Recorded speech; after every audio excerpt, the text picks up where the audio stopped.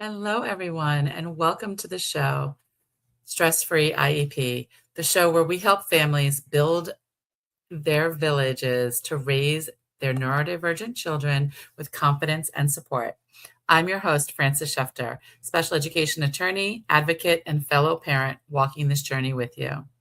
Each week, we shine a light on the professionals, resources, and real world strategies that can empower you to navigate the IEP process and beyond. Whether you're tuning in live on Facebook or YouTube or listening later on your favorite podcast app, we're so glad you're here. And as you're listening, we'd love to hear from you. Drop your question in the comments or ask them live. We're paying attention and we promise to respond. Let's dive in and meet today's amazing guest. Leah Ellis is a mother of four and the founder of the Society of Child Entrepreneurs, SOCE, a nonprofit helping children ages 6 to 17 build confidence, leadership, and real-world business skills through hands-on learning.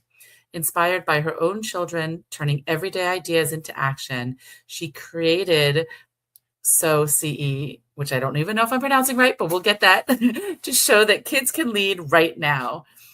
Through business fairs, curriculum, and coaching, she helps children launch ventures, learn financial literacy, and build resilience through experience grounded in belief that when kids are trusted with responsibility and supported by community, they rise. Welcome to the show. Hi, thanks so much for having me.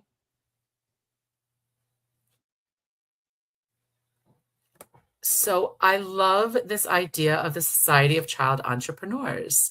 So you said that you came up with the idea through due to your children. And so like what does that look like? So I was starting my own business and I was watching business training videos on our living room TV so I could supervise my kids while I was doing it. And my 4-year-old came up to me and said, I'm going to start a business too. And of course, I said, no, you're not. You're 4. And she said, but why? Because she was 4 and everybody knows a 4-year-old's favorite word is why. And so I didn't have a good reason for her not to start a business. And it was in the midst of COVID. So it wasn't like we had anything else to do anyway. So she started her first business at 4.5 years old. And between then and when she was 8, she did children's business fairs. She was a featured artist in our city's Artists and Authors Expo. And she just really went and made an impression on the world as who she was. And when we got to Kansas, we hosted a children's business fair. And 2 things happened. One, I realized my daughter needed more peers who would talk business with her and understand what they were talking about, because by this point she was 8 years old and had been in business half of her life. And 2, I had a whole bunch of kids sitting in this children's business fair really excited to learn about business, and then I sent them home and I didn't teach them anything. And that was just absolutely unacceptable to me because I'm an educator at heart. We had to change that. So I convinced some friends to help me found the Society of Child Entrepreneurs. And now we have a full curriculum. We have multiple business fairs a year. We're working on changing the law here in Kansas to make it easier for kids to be entrepreneurs. And it all really started because my daughter wanted to start a business at 4 years old. I love that because like that's one of the biggest things. We limit our children so much because it's never been done before. Society doesn't expect it, right? And then it's like, why not? But when you don't have the answer of why, why not? Let's see what we can make it happen, right? Right. And so I tell a lot of parents now when I'm teaching and they're asking like, what can we do to encourage our kids to be entrepreneurial? And my biggest challenge for parents is stop saying no and start saying how. Yep. Like if you just change that one thing, like if they come to you with an idea, instead of saying no, ask how. Because if they have built up enough courage to come and ask you about it, they've already been thinking about it. So instead of shutting down all of their thoughts and their excitement, ask them how they see that working, because either they have an answer or they're going to start the problem solving to find an answer. I love it. And I said that to my mom one time because my daughter was saying something about, and I'm trying to remember what it was. It might have been like going to Harvard or something like that. And my mom's like, yeah, I don't know if that's a realistic goal. I'm like, Mom, we don't say that.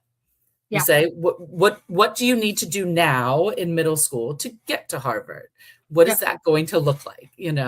And my mom's like, oh, yeah, that's good, right? Yeah. And it's like my mom hadn't thought of it because whatever. That's when you're Yeah. parenting, as we all know, there's no book, and we make the best decisions with what we know at the time. And when Right. we know better, we do better. Right. Exactly. And there's so much of it that is, okay, wait a second. Stop and breathe. My first response might not be the right response. How? Like if you can just make how your default, then it'll slow down a lot of that decision making, because Right. then you have time to think and they're helping you understand what it is they're really asking for. Yeah.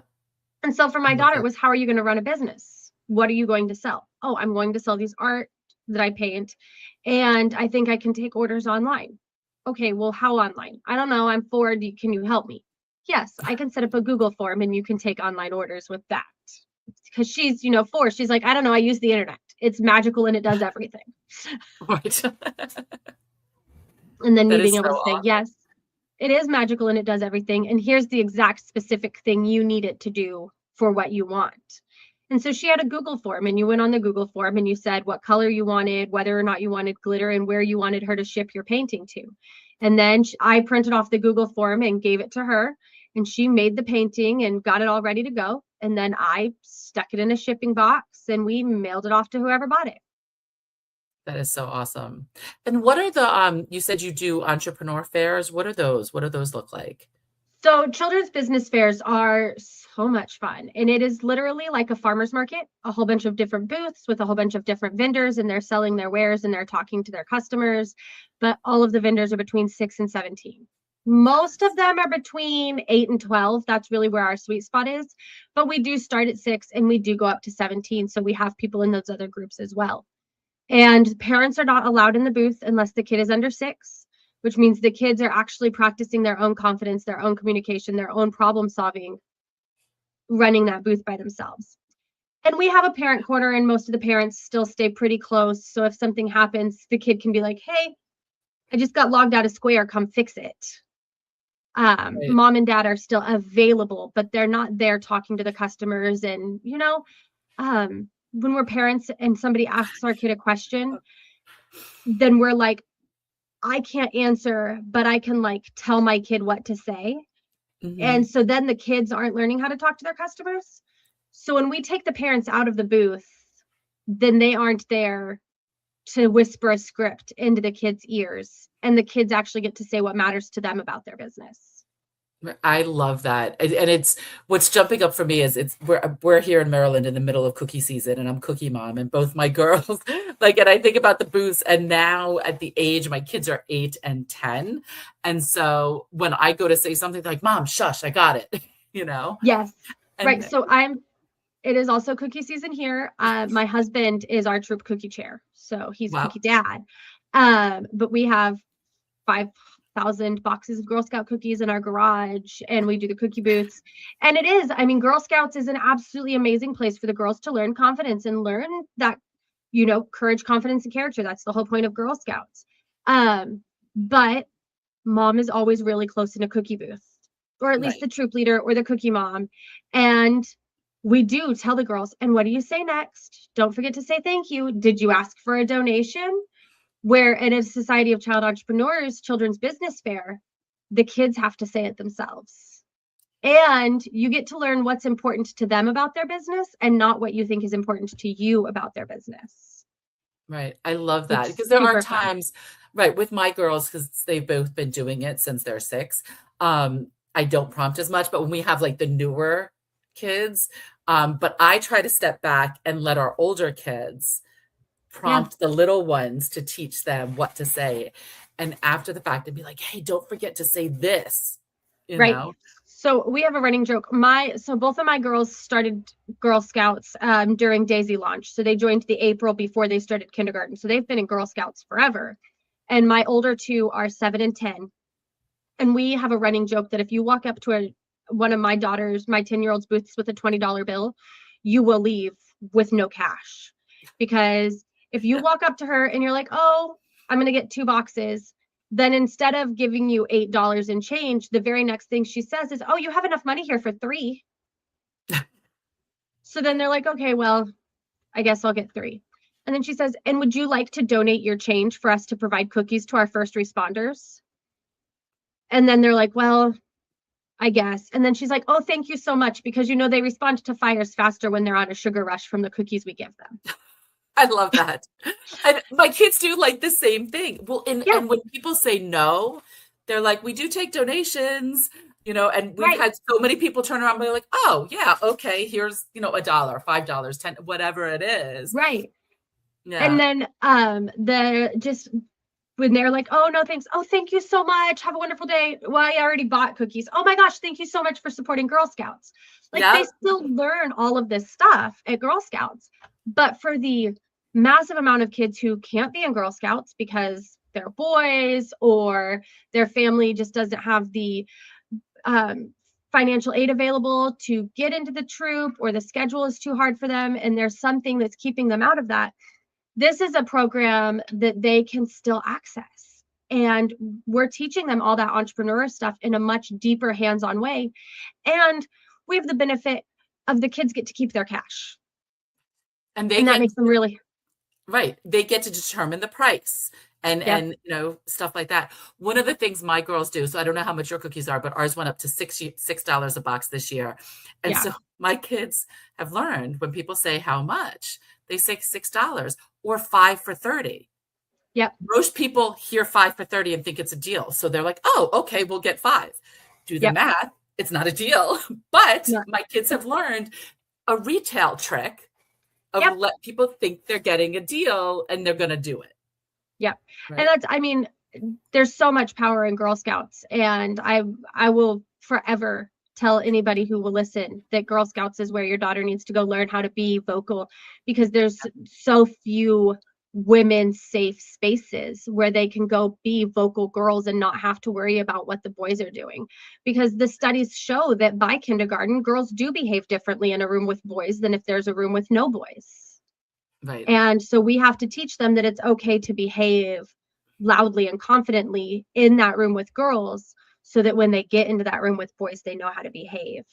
And we do that with the Society of Child Entrepreneurs. We have a junior board of directors. So I have 5 kids that are between the ages of 10 and 14, and they meet once a month and have full board meetings. And they tell me what are the non-negotiable programs that we have to maintain.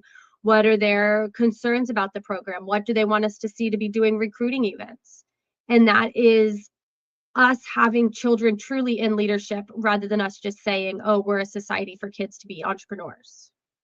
I love that, because it's empowering them. And I mean, Yeah. I'm just thinking about these kids and when they get out into society as adults, like how amazing it's going to be. Oh, I will go even further than that. We don't have to wait for them to go out into society until they're adults. I tell people all the time, our children, quite frankly, are not the future. Our children are fantastic leaders and problem solvers right now. And the grownups just have to learn how to be quiet long enough to listen to the kids' ideas. So here in Kansas, a child entrepreneur has to follow the same laws as an adult entrepreneur. So they have to remit sales tax, they have to have licenses and permits, everything, if they want to sell more than 2 times per year. But our program is built around 4 to 7 fairs a year. So we were essentially leading these kids to water and then telling them they weren't allowed to drink while they were thirsty. And it's awful.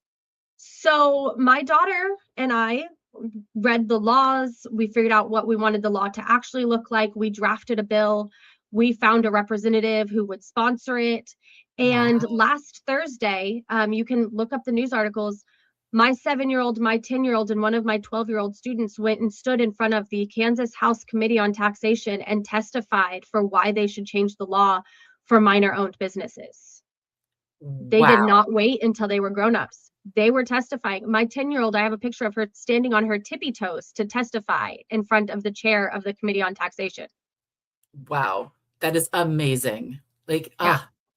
So you're based in Kansas? We are right now. We are based in Kansas, and we do have an online program. It's called the Sochi Circle. So it's SOCECIRCLE, Sochi Circle.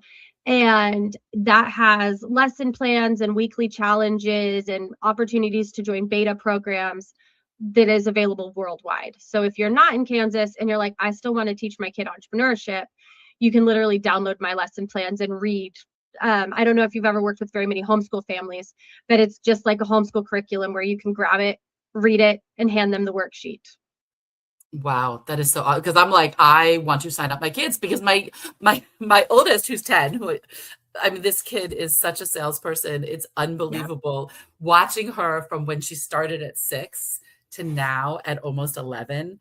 And I mean, all the people at booths that buy from her are like, that kid is going places. Yeah. And you're like, and as the troop leader or the cookie chair, or as an adult who's in her life, you're like, yeah, she makes us very proud.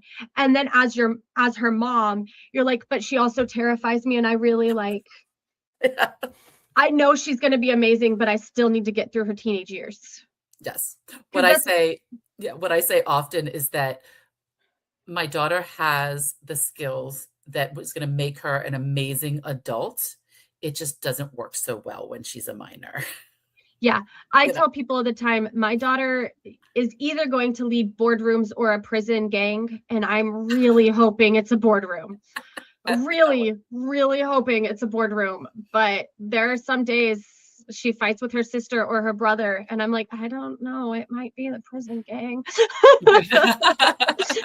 And that's why we have Girl Scouts in the Society of Child Entrepreneurs to teach her financial literacy and leadership, encourage confidence and character, so that it can be the boardroom and not the prison gang. Right, exactly. Well, and honestly, like the research has shown, usually the prison gangs, those people are highly intelligent, gifted people that just never had the education, the chances in life, whatever it may be.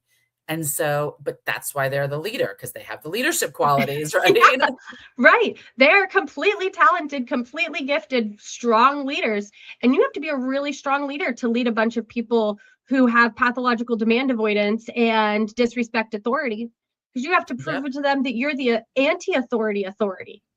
Right. Yeah, Exactly. I have all the respect for the gang leaders. I just need my daughter to not make me visit her in jail. Right. Exactly. Keep her on the other side. Right. Yeah. Understood. Yeah.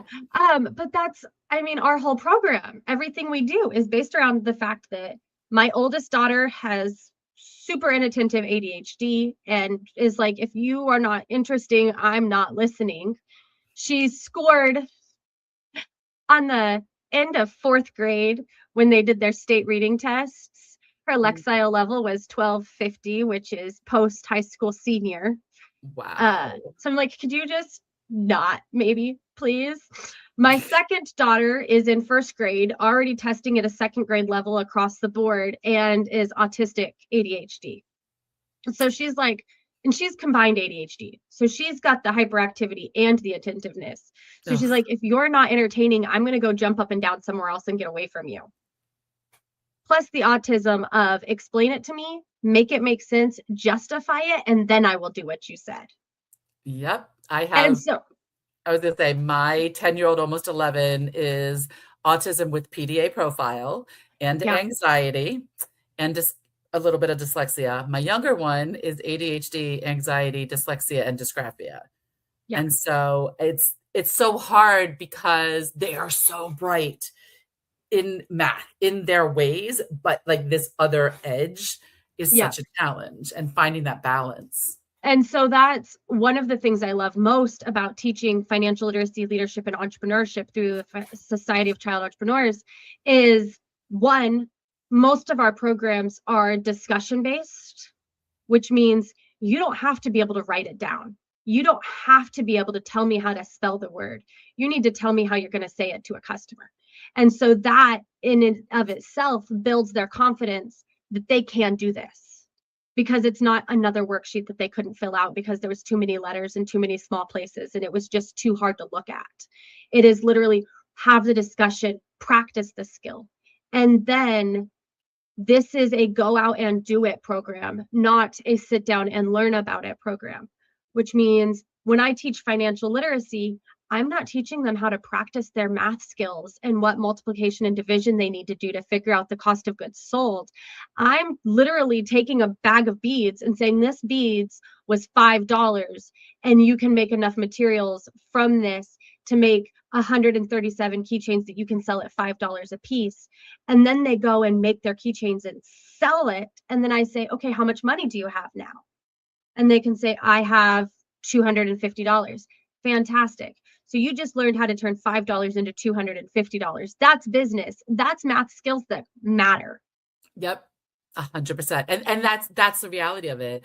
It's interesting. It was financial or something that I bought a long time ago, that like a lifetime, and my kids finally started doing it because I offered to pay them to do it. Like one of the first lessons was about two brothers, and one at 20 started saving whatever, 15% of the salary, and one at 40 started saving 15% of the salary. They both saved for 20 years. But at that end of the 20 years, or at that end of retirement age, who had more money saving the same amount for the same amount of time? Well, Right. obviously the one that started at 20 versus the one that started at 40, because the earned income. And my kids went, wait, what? And I'm like, yeah, that's called passive income. And compounding interest is your friend. Yep, exactly.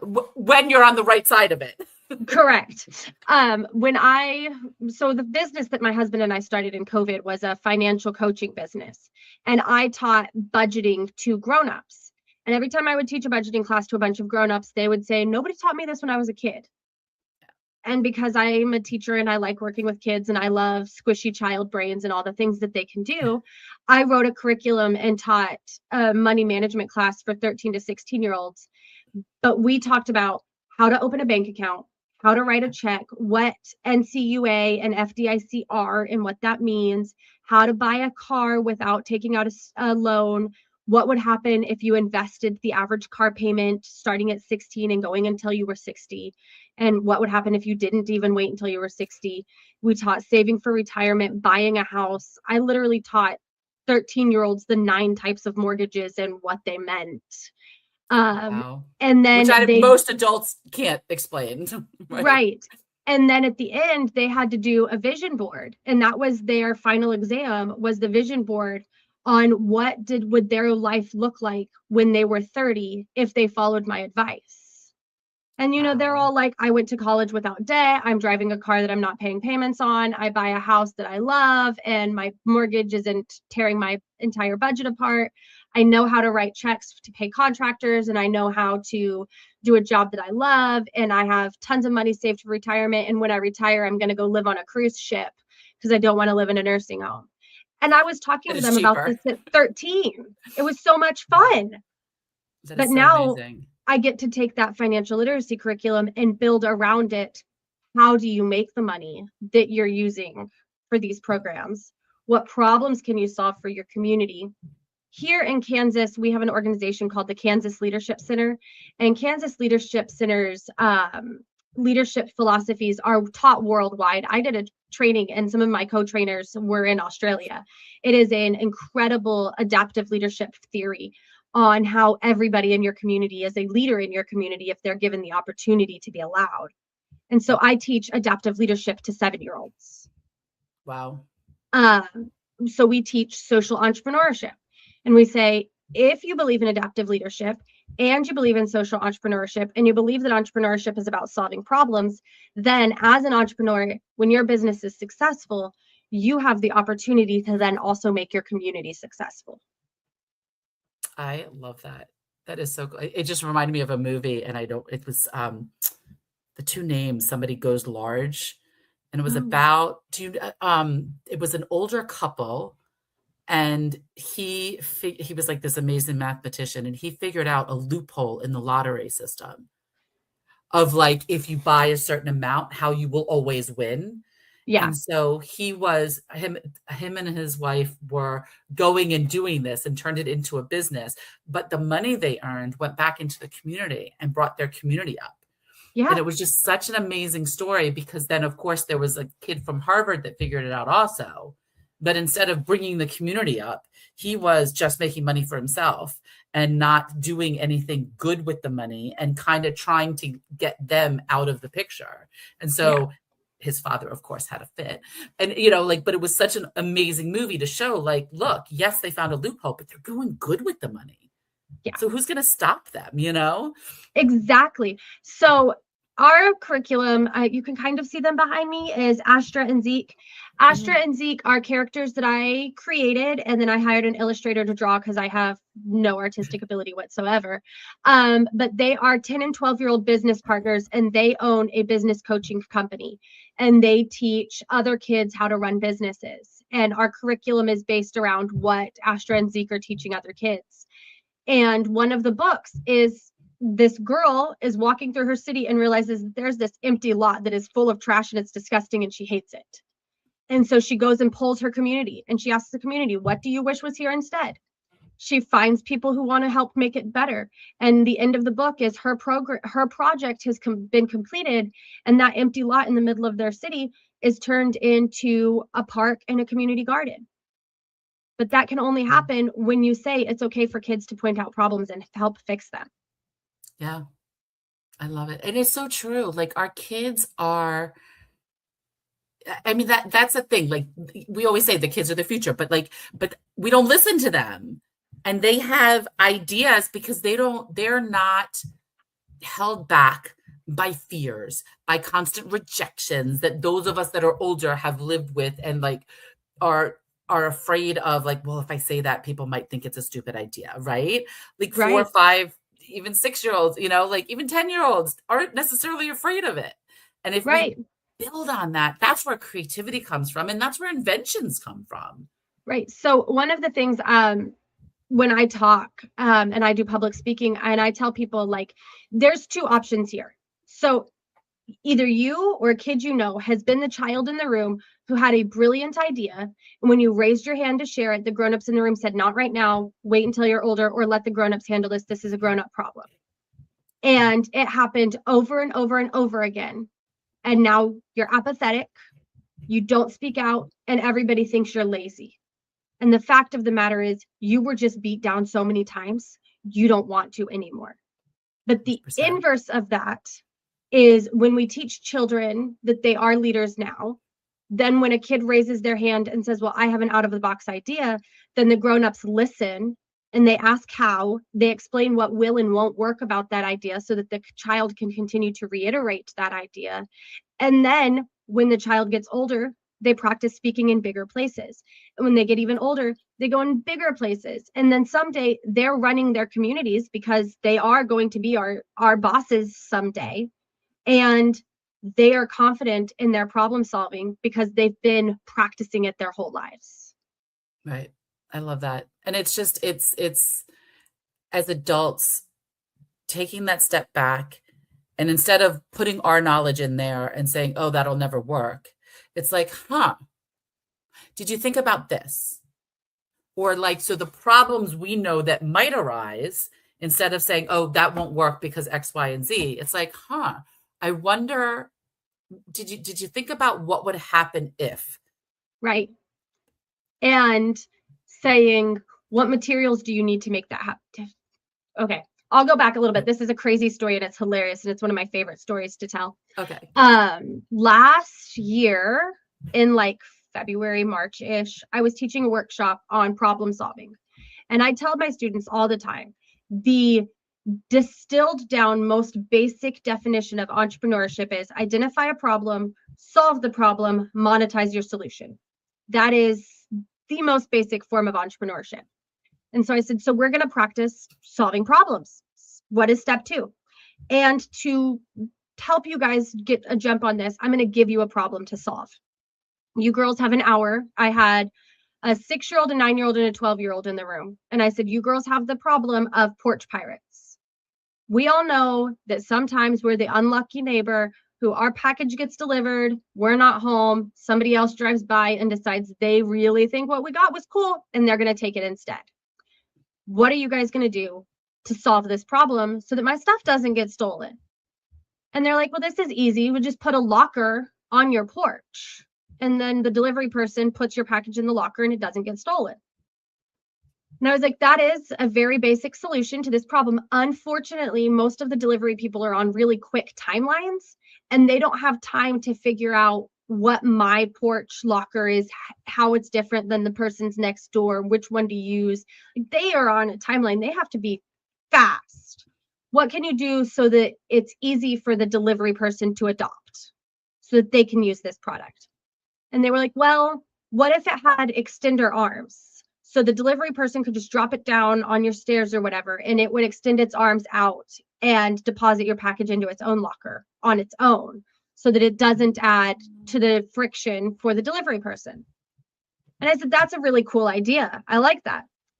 But now Porch Pirate's going to come and he's going to steal my expensive locker robot and my package. And then he's going to go destroy my locker robot so that he can get the stuff out of it.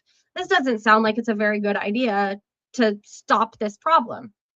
And so they were like, well, sometimes you move, you don't want it to be something that's like permanently attached to your house, because then you can't move it. But what if we put 2 bolts in the bottom of it?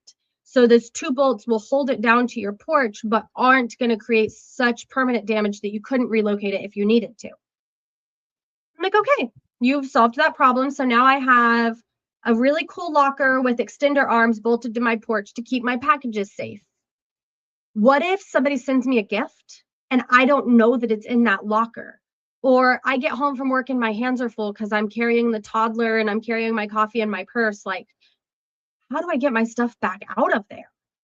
And they were like, well, it'll open up and hand you your package. And I was like, but do I need like a key or a passcode or whatever? And they were like, oh, no.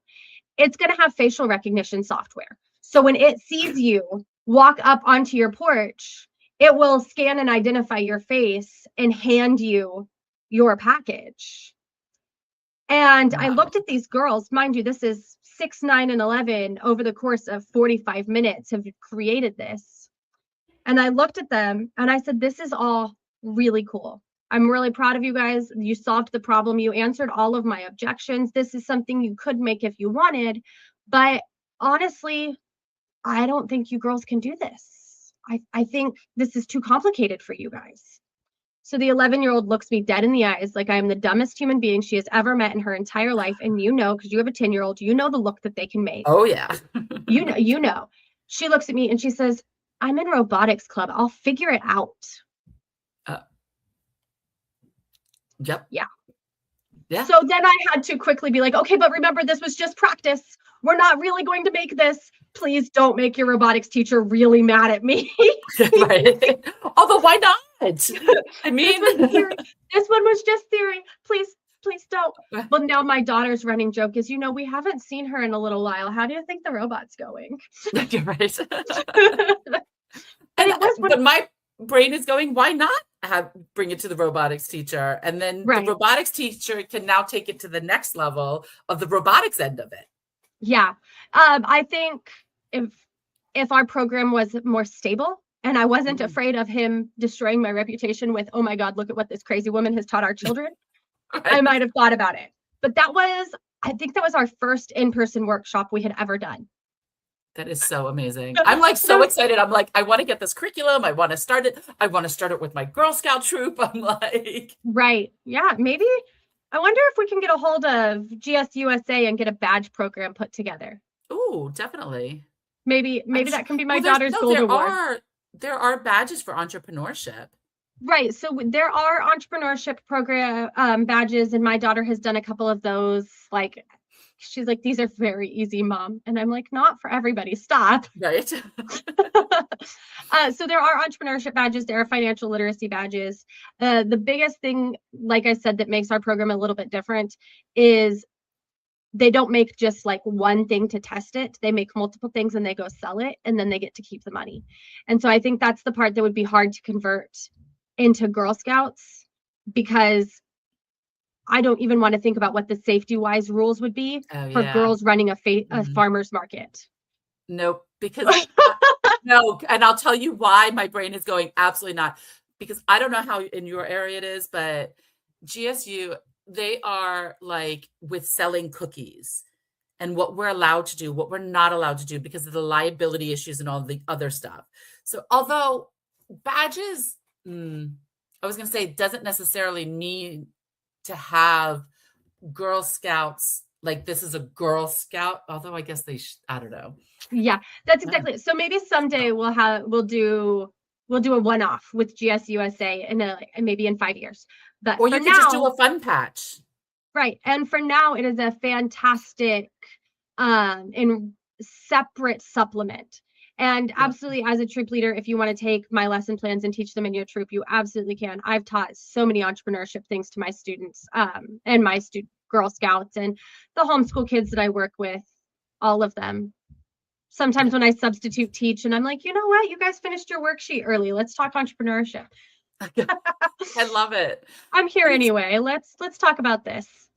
Yeah, I mean, it's just like, it has me so excited because this is where our future needs to be going.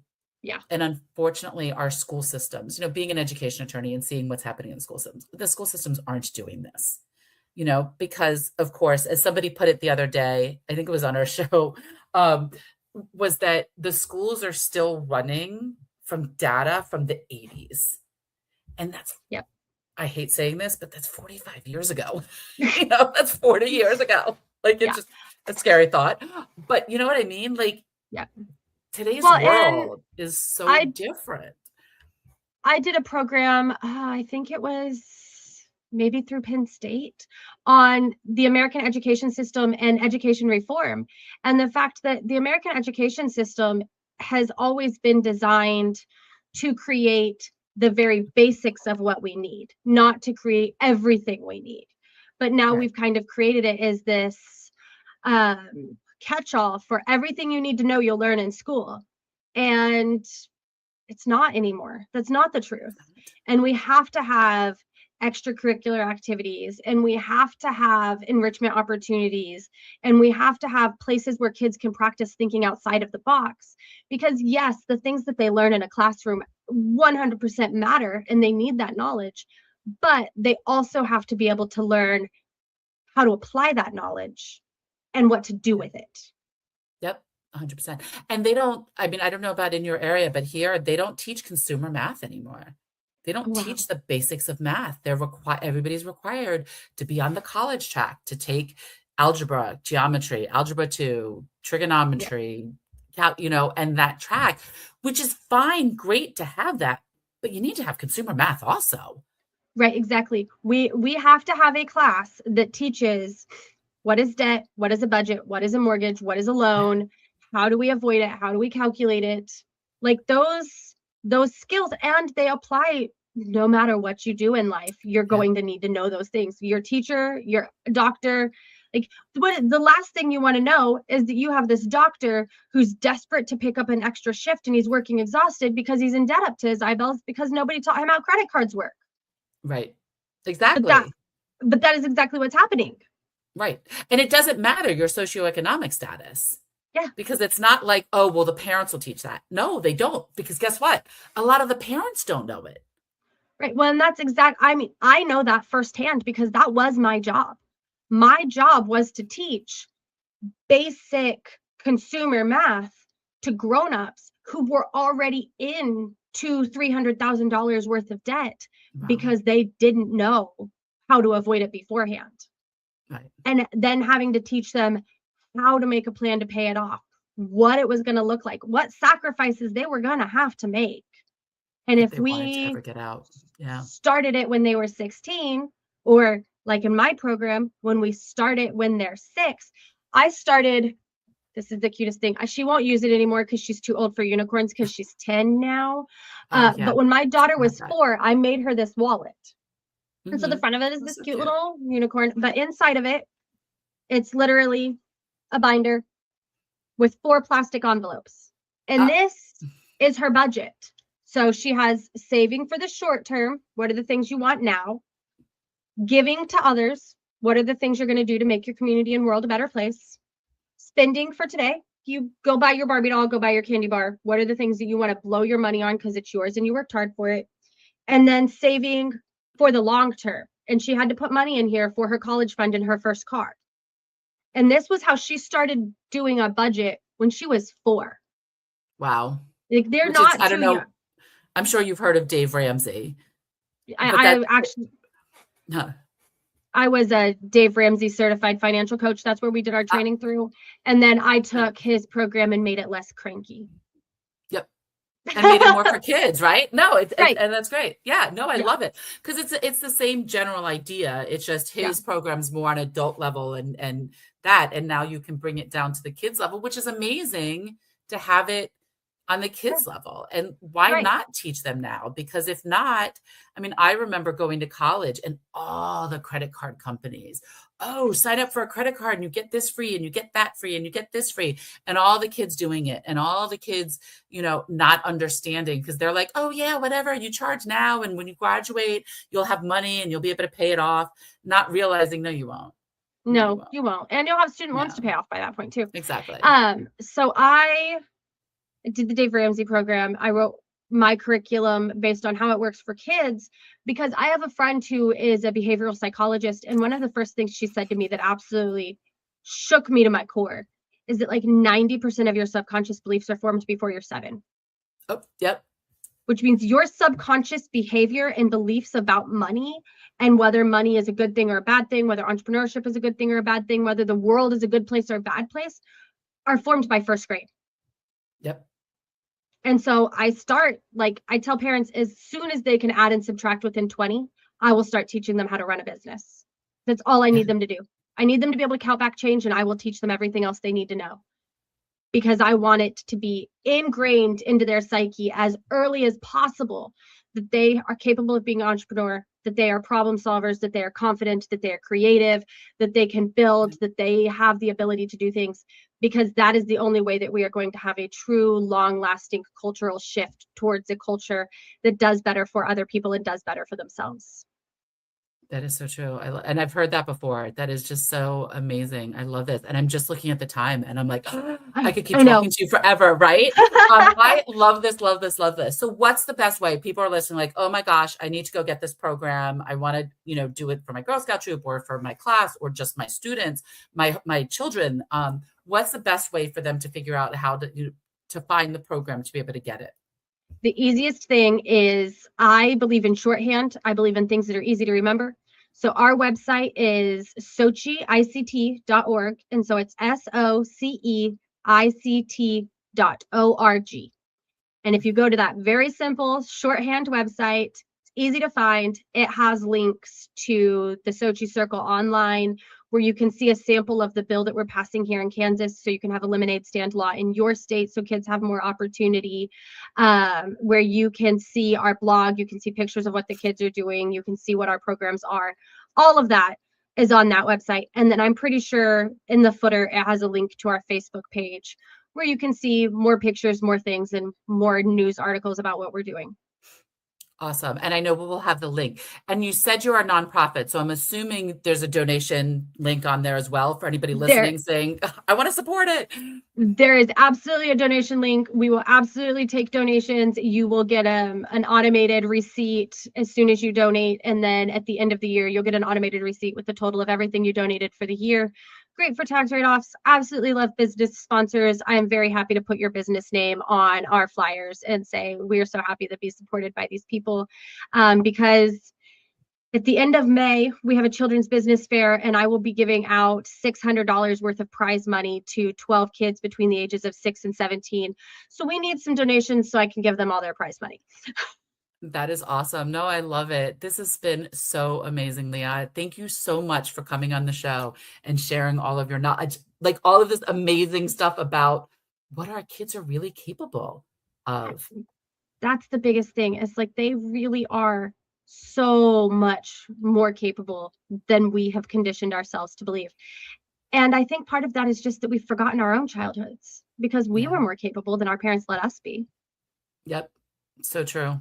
So true. Thank you so much. And thank you all for joining us on this episode of Stress Free IEP. We hope today's conversation gave you new tools, insights, or just a little more peace of mind as you support your neurodivergent child.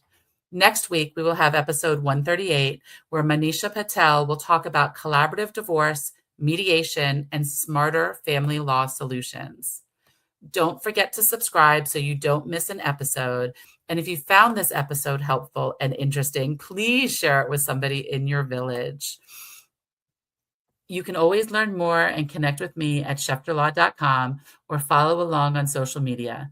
Until next time, remember, you do not have to do it all alone.